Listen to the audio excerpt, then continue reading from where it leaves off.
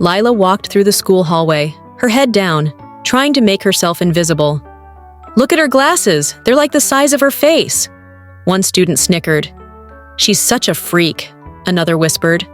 Lila's heart sank as she walked faster, wishing the ground would swallow her whole. Every day was the same, mocking laughter, cruel whispers. She just wanted to disappear. That evening, Lila sat on her bed, tears soaking her pillow. She stared at her reflection in the mirror. Her hair was a tangled mess, and her clothes felt plain. "Why am I not enough?" she whispered to herself, her voice cracking. Her mother's voice echoed in her mind.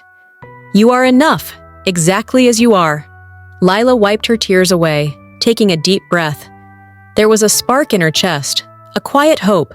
The next morning, Lila woke up with a new sense of purpose.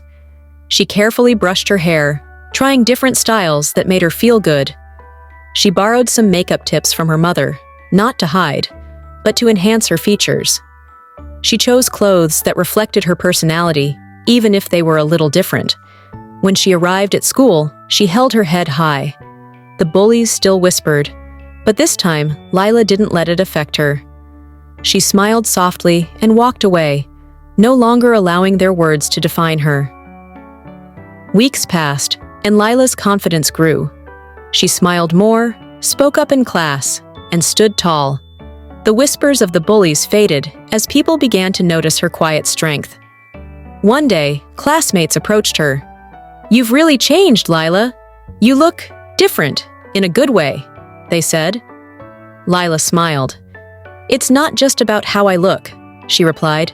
"It's about how I feel about myself." This story tells us that true beauty isn't about fitting in or meeting others' expectations. It's about embracing who you are, building self-confidence, and finding strength from within.